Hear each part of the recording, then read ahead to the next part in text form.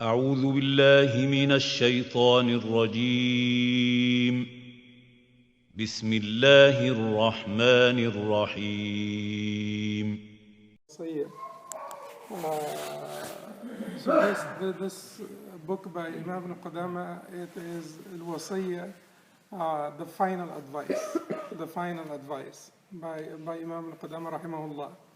So he mentioned a metaphorical story, a very beautiful metaphorical story, and I may have mentioned it before to some of you because I like that story in particular. And he said that, one day a group of people who live by the shore, by the, seaside, they received an invitation from a king across the sea, who has his kingdom across the sea. That king sent them a ship and a captain, the captain of the ship, a ship that had like its own captain and its own staff and so on, and invited the people of that village to the kingdom of that sovereign or that sultan or king. On their way, they were told that they will have a brief stop at an island on the way, a little island on the way, on their way sailing to the kingdom of that great king. They were told that they will have a brief stop at this island. So they arrived at this island, they came off the ship, and then the guide told them that what we will be doing here on this island is basically collecting gems and jewels, because this island is full of gems and jewels. We will be collecting gems to present them to the king. When we arrive in his great city, we will present those gems and jewels to the king. The guide told them, I will tell you of which gems and jewels and which types that are most precious and most appreciated by the king. So there were so many different groups of them.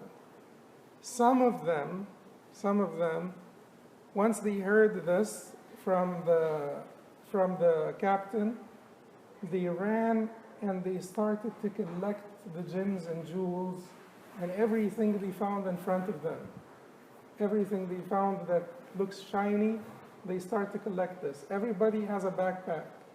So everybody puts, his gems and jewels in that backpack. So they are collecting everything that shines. Because those are, they think gems and jewels shine. So everything that shines, they collected, they put it in the backpack, and they started to work, and they kept on working hard. Very good. Some of them stayed with the guide, the captain, and they listened to what he said about the characteristics of the most precious gems and jewels. How do they look like, and which ones you should collect, which ones the king appreciates the most. Some of them started to play with sand on the side of the island. They started to build castles of sand and so on, and play and so on. Some of them started to work a little bit, and when it was forenoon and the sun started to rise and it started to get a little bit hot, they said we should take a nap. We should rest. It's a long day. They were told that by sunset everybody will have to leave the ship, and no one will have the option to stay around. Everybody will have to be taken back on board. Some of them started actually to trade the jewels amongst themselves, and to engage in building a little bit of like little homes made out of whatever materials there were there, wood and stuff. They started to build little houses for themselves because they said, by noon it's going to get too hot and we have to make sure that we have enough shade and so on. And they started to get themselves comfortable and, make those sheds and so on. The captain told them, all of this island is yours, except for one place. It is the sacred precinct of the king.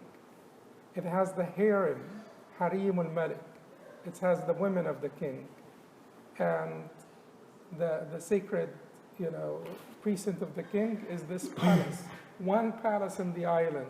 No one should go to it. No one should come close to it. So they started, to get curious because it looks so magnificent, huge, tempting. So they started to get curious. And they start to come a little bit closer and closer. They say to themselves, we'll just peek in from far away, just see what is happening there. And every step on the way, they get closer to that palace, they get more tempted. The palace looks, marvelous. And it looks so tempting and beautiful. So they get a little bit closer. And so once they get to the fence, they jump over the fence. They can't control themselves. What's inside is so tempting and so beautiful. So they jump over the fence and they get inside and they get caught. Because that has the harem, Hatem al Malik, or the women of the king. It's his sacred precinct. Who are those people? Us? Well, who's the captain of the ship? The Prophet ﷺ. And Allah is the king, and to Allah belongs the greatest parable. This is just an example to highlight things. وَلِلَّهِ الْمَثَلُ الْأَعْلَى. So Allah sent to the Prophet ﷺ to invite us to his kingdom, in the hereafter. The life of this world is that island. That is our life, our worldly life is that island. Now the people that went closer to the palace are the sinners. They were told, you have everything. You could get married, make money, make halal money, eat and drink, lots of things, pork is forbidden, maitad is forbidden, it has to be halal meat, it has to be, you can drink juice, you could drink milk, you could drink so many things, but don't drink wine. And so it's a vast island. Go wherever you want, do whatever you want. This is just this one palace. Stay away from it. And they insisted to get closer and closer to the palace, to peek in, to look at it, to take, curious. And the closer you get to it, you look one time, you say, I'll just check her out, see what she looks like. And then you look another time, and you look a third time. And then every time is an arrow of the shaitan, being thrown at you, into your heart. And then you get more and more tempted until you fall into sin. Big or small that sin is, but it's a sin. The very fact that you looked with desire, with lust, is sinful. Because the Prophet ﷺ said the first is yours, the second is against you, will be counted against you. The first look is yours, the second will count against you. So those are the sinners. The people who ran to collect the gems and they started to pick up all the gems that they find in front of them are the ubbad, the worshippers, that did not really spend time on learning, on education. So they're collecting everything that shines, but not everything that shines is gem. They'll do okay. They'll do okay, because some of the things that they will collect also will be gems, but they will miss out on much, because they will be collecting things. Everybody has limited time. Everybody has a limited time, and your backpack is limited. Your capacity, your power, your strength, your energy, all of this is limited. So if you're so indiscriminate and undiscerning, you'll be collecting everything, and you'll be collecting a little bit, some rocks also that shine a little bit, and so on. The people who spent a little bit more time with the messenger, with the captain, learning, the Quran and the Sunnah, learning what is it that the king loves the most, learning how to do it and how to perform it in the best and most beautiful way, most excellent way, are the people who were students of knowledge, scholars and students of knowledge, عالم ومتعلم, عالم ومتعلم. Because Ali ibn Abi Talib radiallahu anhu said those two types of people are saved, the scholar and the student of knowledge, one that has attained the knowledge and one that seeks it and loves it and wants to have more of it.